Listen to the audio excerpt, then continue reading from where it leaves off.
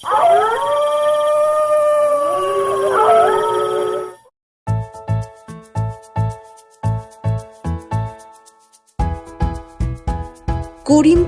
গরিব চাষি ভুবনের একটা পোষা মুরগি ছিল।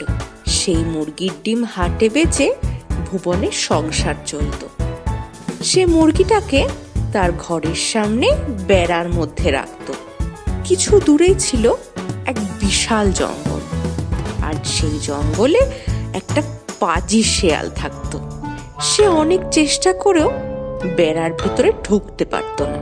তাই সে বিশেষ মতলবে ভুবনের মুরগির সাথে বেশ বন্ধুত্ব পাতিয়ে ফেলেছিল।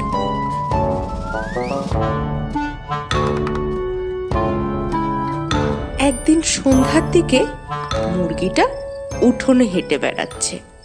এমন সময় শেয়াল এসে বলল, কি হ্যাঁ মুরগি বন্ধু, কি করছো?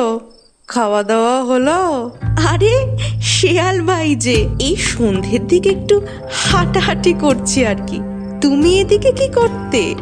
আর সত্যি কথা কি বলবো তোমায়, এই যে বড় জঙ্গলে আমি থাকি, একটা মনের মতো বন্ধু নেই আমার, জানো।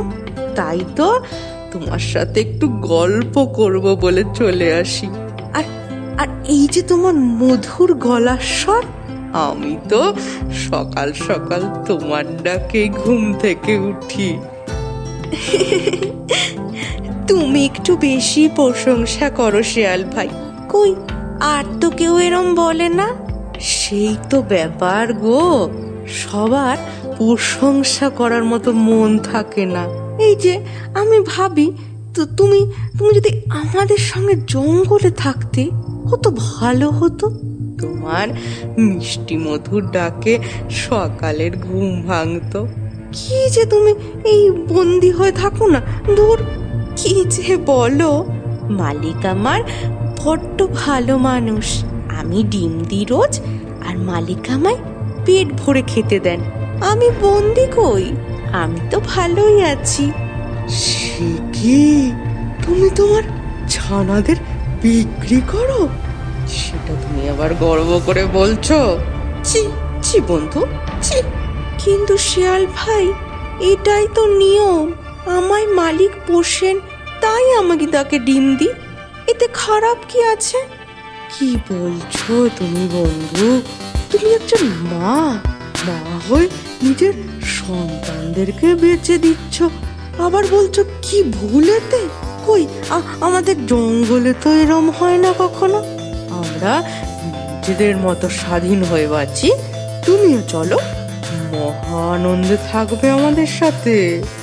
শিয়াল ভাই, তোমার কথা ঠিক, আমি জানি, কিন্তু সন্তানদের বেঁচে আমি অন্যায় করছি। কিন্তু তোমার সাথে জঙ্গলে গেলে যে আমার বিপদ হবে। সবাই কি ওখানে তোমার মতো ভালো বলো? যদি আমায় মেরে ফেলে?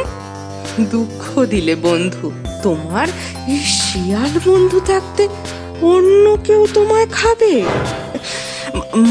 মানে মানে আমি তোমায় রক্ষা করব। তুমি বেরিয়ে এসো, এই বেড়ার ফাঁক দিয়ে বেরিয়ে এসো। চলো আমার সাথে জঙ্গলে, তারপর দেখবে জীবন কাকে বলে। এই শুনে মুরগি বেড়ার ফাঁক দিয়ে বেরিয়ে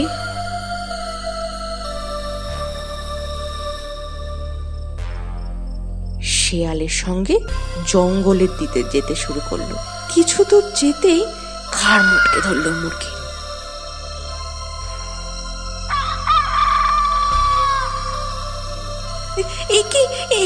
একি শিয়াল ভাই, তুমি কি করছো?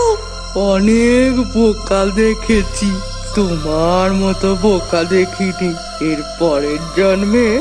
কারণ মিষ্টি কথাতে বিশ্বাস করো না। বলে শিয়াল মুরগিটাকে সাবার করে ফেললো, আর মুরগিও নিজের বোকামির শাস্তি পেল।